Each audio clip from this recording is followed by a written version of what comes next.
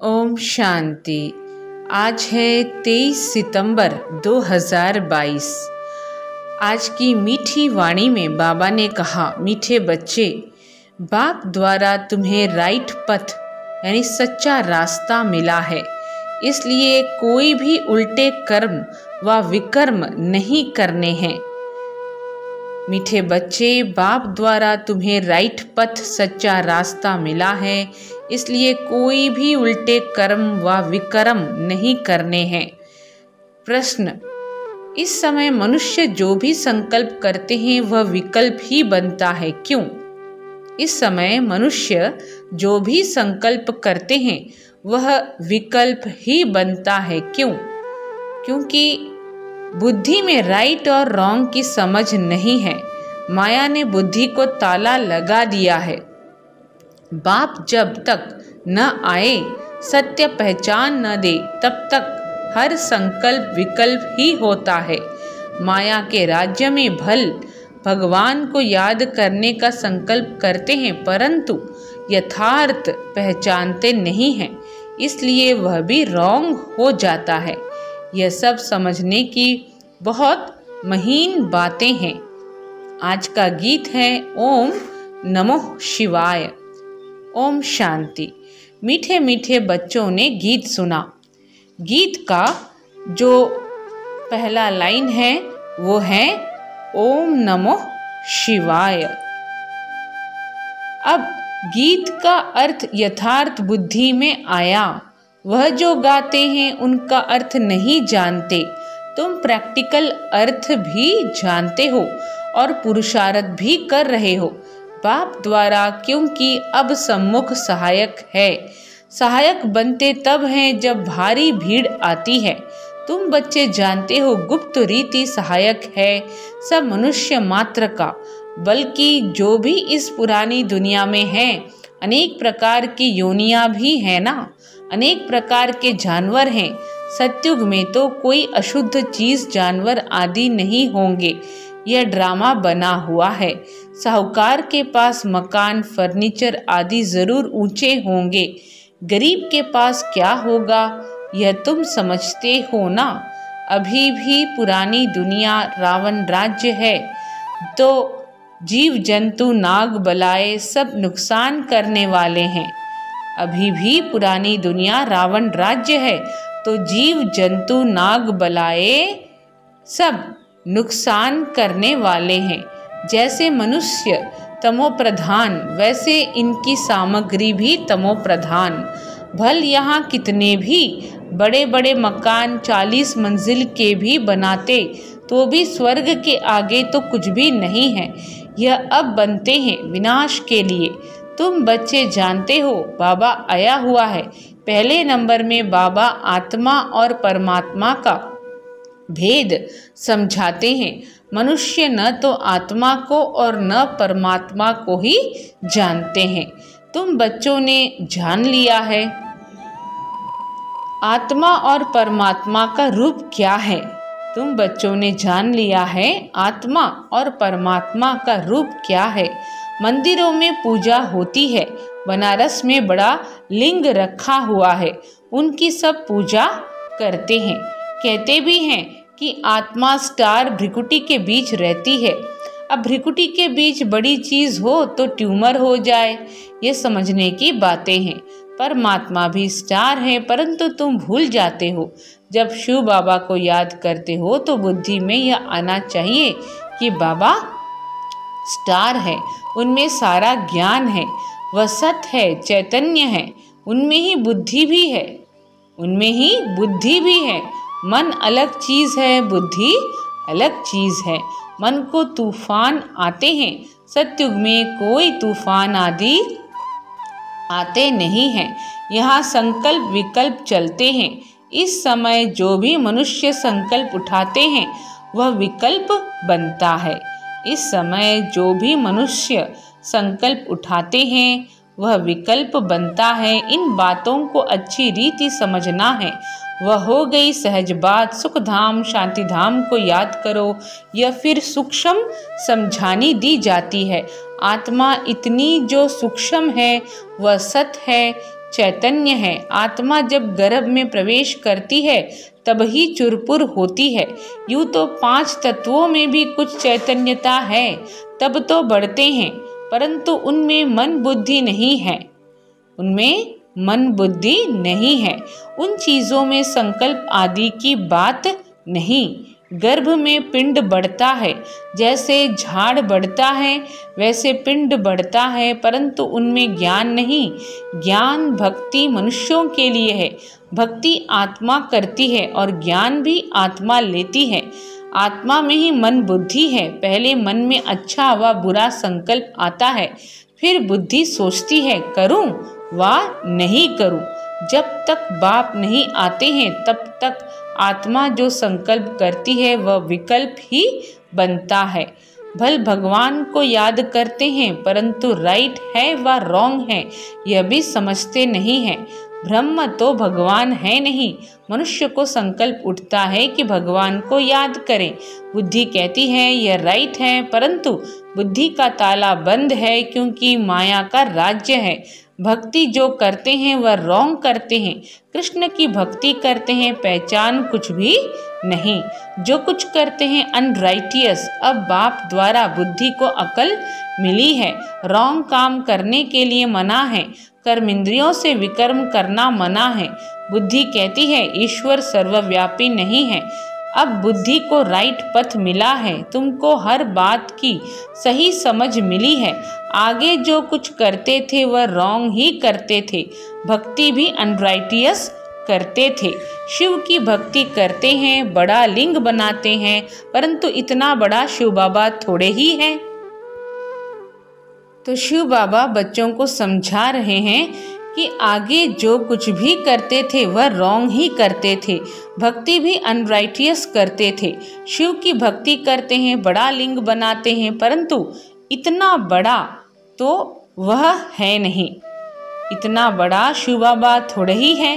अब तुम्हारी बुद्धि का ताला खुला है, तब समझते हो सब अनराइटियस है ही झूठी दुनिया। सत्युग है सच्ची दुनिया। उसकी स्थापना किसने की? ट्रूथ एक बाप को ही कहा जाता है।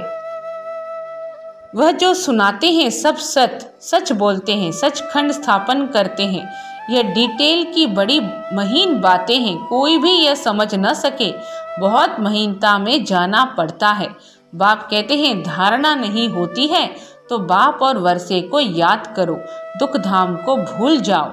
मनुष्य नया मकान बनाते हैं तो बुद्धि योग पुराने मकान से निकल नए में लग जाता है। समझते हैं कि पुराना तो खत्म हो ही जाएगा। यह फिर है बेहद की बात। देह सहित जो कुछ है सब छोड़ना है। यह देह भी तो वापस नहीं जानी है। आत्मा को ही बाप के पास वापस जाना है। बाप कहते हैं मुझे याद करो, मैं जो हूँ जैसा हूँ। तुम्हारी आत्मा में भी कैसे पार्ट भरा हुआ है। 84 जन्मों का पार्ट कितनी छोटी सी आत्मा में भरा हुआ है। बाबा बच्चों को समझाते हुए कह रहे हैं कि आत्मा को ही बाप के पास वापस जाना है। बाप कहते हैं मुझे याद करो, मैं जो हूँ जैसा हूँ। यानी बाबा जिस रीति हैं जैसे हैं वैसे ही हम बच्चों को याद करना है। तुम्हारी आत्मा में भी कैसे पार्ट भरा हुआ है। 84 जन्मों का पार्ट कितनी छोटी सी आत्मा में भरा हुआ है। 84 लाख जन्मों का पार्ट तो इम्पॉसिबल हो जाए। अभी तुम्हारी बुद्धि का ताला बाप ने खोला है तो समझते हो वह सब रॉन्ग है। इतनी छोटी सी आत्मा में 84 जन्मों का पार्ट है। बाप राइट बात बताते हैं। बाप बच्चों से ही बात करते हैं। नॉलेजफुल है ना। कहते हैं यह ICS पढ़ा हुआ है। आत्मा ही पढ़ती है इन ऑर्गन्स द्वारा। आत्मा इन ऑर्गन्स द्वारा पढ़ती है। फल बहुत धनवान बड़ा आदमी बनते हैं, फिर भी रोगी बीमार तो होते हैं ना। ऐसे नहीं कि बड़े आदमियों की आयु भी बड़ी होती है। बड़े आदमी जितना पाप करते हैं उतना गरीब नहीं करते हैं। इस दुनिया में तो पाप ही पाप होते हैं। यह है ही पाप आत्माओं की दुनिया। हर बात में पाप ही करते हैं। ब्राह्मण खिलाते हैं, यह भी पतित को खिलाते हैं ना। पतित को खिलाने से कोई पुण्य थोड़ी ही होगा। अभी तुम रियलिटी में पावन बनते हो। सन्यासी भल पावन बनते हैं, परंतु वह कोई पावन दुनिया में तो जाने वाले नहीं है। फिर भी पुनर्जन्म तो पतित दुनिया में ही लेंगे। तुम थोड़े ही पतित दुनिया में जन्म लेंगे। वह समझते हैं कि दुनिया की आयु अजुन बहुत बड़ी है, जब तक विनाश हो तब तक पुनर्जन्म तो लेना ही पड़े, है ना। बाबा बोल रहे हैं जब तक विनाश हो तब तक पुनर्जन्म तो लेना ही पड़े ना, छूट नहीं सकते। तुम्हारा यह अंतिम जन्म है। तुम जानते हो कि हम पवित्र दुनिया में जाने वाले हैं। यानी बाबा बच्चों को एग्जैक्ट बात बता रहे हैं कि जब तक विनाश हो तब तक पुनर्जन्म तो लेना ही पड़े। तुम जानते हो कि हम पवित्र दुनिया में जाने वाले हैं। बाप बैठ समझाते हैं, बच्चे तुम पवित्र प्रवृत्ति मार्ग में थे तो देवता थे, फिर इतने पुनर्जन्म लेते आए हो। तुम अपने पुनर्जन्म को नहीं जानते हो। यह कोई एक को थोड़े ही पढ़ाया जाता है, यह कोई एक को थोड़े ही पढ़ाया जाता है, अनेक पढ़ते हैं। बाप ब्राह्मण बच्चों से ही बात करते हैं, शूद्र इन बातों को समझेंगे नहीं। पहले 7 रोज समझाकर ब्राह्मण बनाओ, जो समझे। हम शिववंशी ब्रह्मा कुमार कुमारी हैं। इस पढ़ाई से तुम नई दुनिया के मालिक बनते हो। यह है ब्रह्मा मुख वंशावली। प्रजापिता ब्रह्मा के सब बच्चे हैं, उनको ग्रेट ग्रेट ग्रैंडफादर कहा जाता है। ब्रह्मा को हमेशा बड़ा बूढ़ा दिखाते हैं, जैसे क्राइस्ट है। क्रिश्चियन लोग पुनर्जन्म तो लेते आते हैं ना, जैसे क्राइस्ट है क्रिश्चियन लोग पुनर्जन्म तो लेते आते हैं। Great great grand Christ, great great grand Christ. परंतु वह शिव बाबा तो निराकार है, उनको सिर्फ फादर कहेंगे। वह है ही निराकार, उनको गॉड फादर कहते हैं। उनका कोई फादर नहीं, गुरु भी नहीं, क्योंकि वह सद्गुरु है। तब वे गुरु लोग कौन हैं? वह जिस्मानी यात्रा करते हैं, हम रूहानी यात्रा करते हैं। यहाँ कोई मरते हैं, कहेंगे स्वर्ग पधारा, तो यह झूठ बोला ना। आते तो फिर भी यहाँ ही हैं। कोई कहते फलाना ज्योति ज्योत समाया। अच्छा, बड़े बड़े साधु संत मर जाते हैं, अगर वह ज्योति ज्योत जाकर समाया फिर उनकी बरसी क्यों मनाते हो? ज्योति में समाया वह तो बड़ा अच्छा हुआ, फिर बरसी मनाना, उनको खिलाना पिलाना, यह तो फिर झूठा हुआ ना। वैकुंठवासी हो गया, फिर उनको नरक का भोजन खिलाते हो। बाबा बोल रहे हैं अगर ज्योति ज्योत समा गए तो उनको क्यों बुलाते हो, क्यों यहाँ का पतित भोजन खिलाते हो? वैकुंठवासी हो गया, फिर उनको नरक का भोजन खिलाते हो। इसको कहा जाता है अनराइटियस। जो कुछ करते हैं उल्टा ही करते हैं। मनुष्यों की बुद्धि को बिल्कुल ताला लगा हुआ है।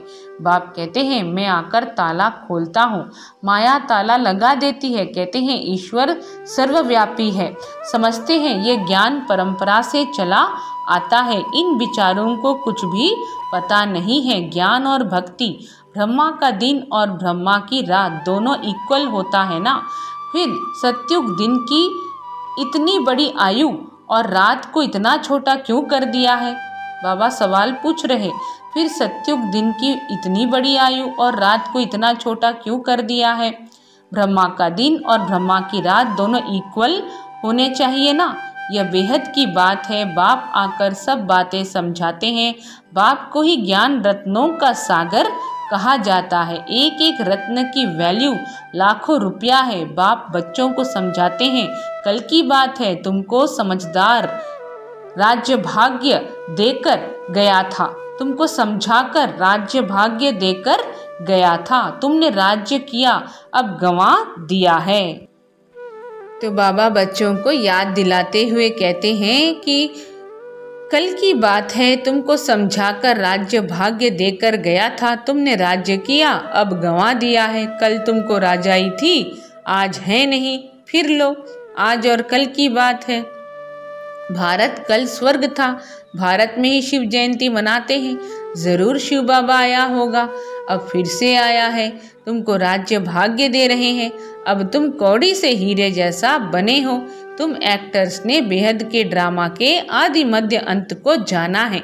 तुम एक्टर्स ने बेहद के ड्रामा के आदि मध्य अंत को जाना है, अर्थात त्रिकालदर्शी बने हो। ड्रामा के आदि मध्य अंत को जानना ही त्रिकालदर्शी बनना है। बाप कहते हैं कि मीठे मीठे बच्चे मुझ बाप को याद करो, भूलो नहीं। मैं तुमको स्वर्ग का मालिक बनाने आया हूँ, तुम नर्क के मालिक बनाने वाले हो, है ना। तुम नर्क के मालिक बनाने वालों को भूलते नहीं हो और मुझ बाप को भूल जाते हो। बाबा बच्चों को आज सवाल कर रहे, तुम नर्क के मालिक बनाने वालों को भूलते नहीं हो और मुझ बाप को भूल जाते हो। माया जरूर भुलाएगी, परंतु तुम कोशिश करो याद में रहने की। आत्मा को बाप ज्ञान देते हैं। आत्मा का काम है बाप से वर्षा लेना, देह अभिमान छोड़ना है। क्या छोड़ना है? देह अभिमान। तुम बच्चों को पुरुषार्थ कराने वाला एक बाप है। यह पाठशाला है, इसमें दर्शन करने की बात नहीं रहती। प्रिंसिपल का दर्शन करना होता है क्या?